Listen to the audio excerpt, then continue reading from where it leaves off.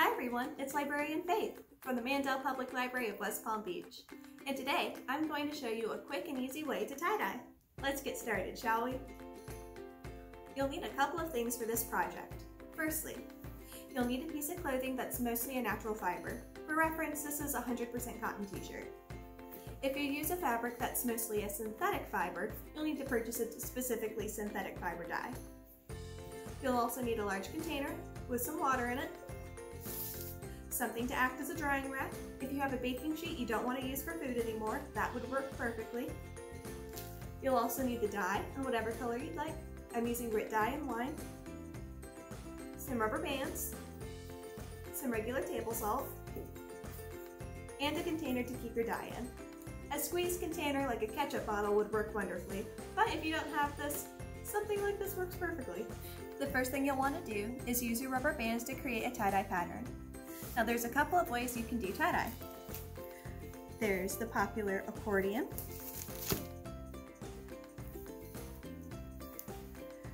where you roll the fabric back and forth to create these kind of stripes.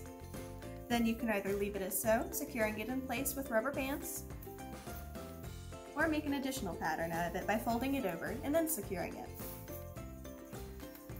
You can also do the scrunch technique, which involves pinching the fabric in different places and slowly bringing it together before using the rubber bands to keep that scrunch in place.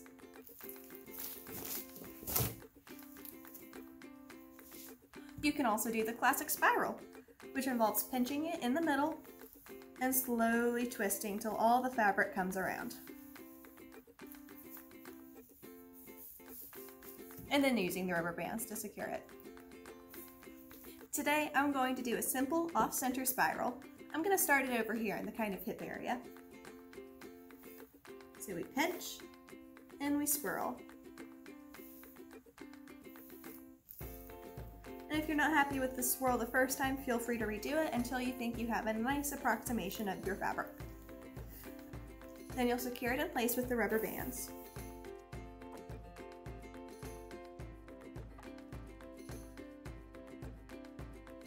With this one, you'll want to try to make sure that the ridges are available at top and on the bottom. You don't want to have one piece of fabric laying over all of it, otherwise that piece of fabric will be very intensely dyed, and the fabric underneath won't be dyed either at all or only very lightly. I'm just adjusting it so I have lots of different ridges of the fabric exposed. I really like how it looks on the bottom. So we'll say that's good. So that brings us to our next step, which is to submerge it in water for a little bit. We don't want it to be dripping wet, but we do want it to be thoroughly damp. So we'll take our tub of water and our scrunched up fabric and just go ahead and dip it in and let it soak up. I recommend washing any fabric you want to tie-dye ahead of time, just to make sure there's no residue on the fabric. So it looks about like this. If you want your color to be more intense, use hot water. If you want it to be more pastel, use a cooler water. Now, you'll want to put your dye solution together. You'll want to add about 1 cup of hot water to your container and about 1 tablespoon of dye to the mixture. If you want a more intense color, add more dye, and a more pastel color, add a little less. It is okay to eyeball it though. So that's about right.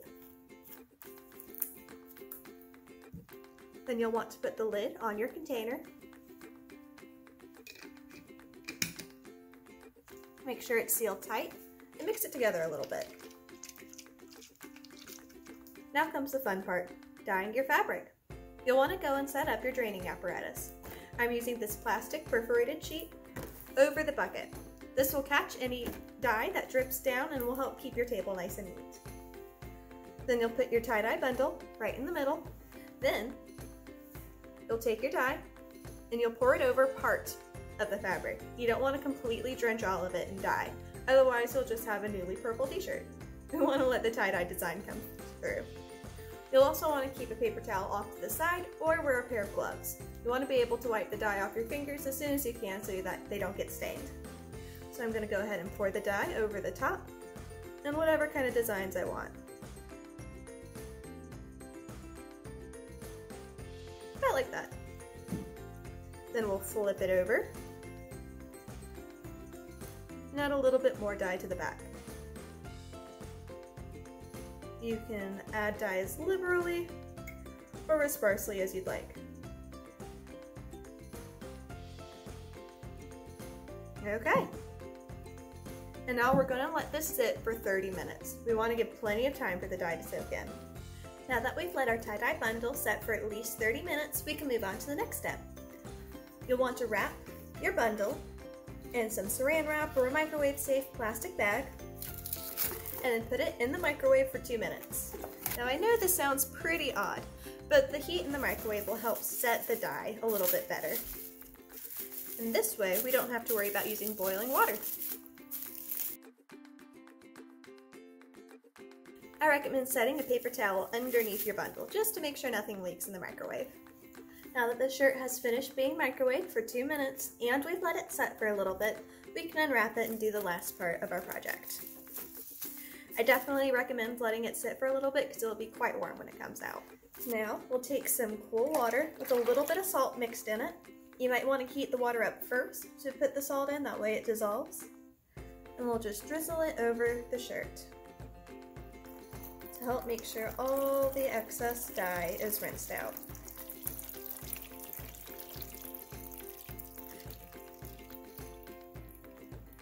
You'll want to put a little bit of salt in there as it acts as an alum, which helps the dye set a little bit better.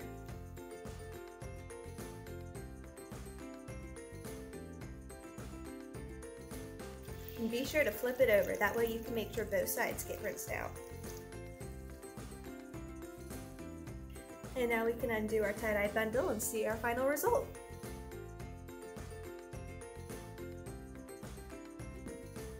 And here's our final result. I think it turned out quite nice. You'll want to let it hang out and dry for just a little bit before putting it in the wash. But when you do wash it for the first time, make sure you wash it on a cool temperature with things that you don't mind if a little bit dye transfers. Old towels, perhaps. So we'll let it dry here overnight and then it'll be ready to wear. And here's the final product. This is a great craft to do with kids, as it's pretty safe and any way they pour the dye, something wonderful will come out. I hope you enjoyed this tutorial. Be sure to leave a comment down below if you have any questions about this or any other craft video I put out. I'll do my best to get back to you. And until then, happy reading!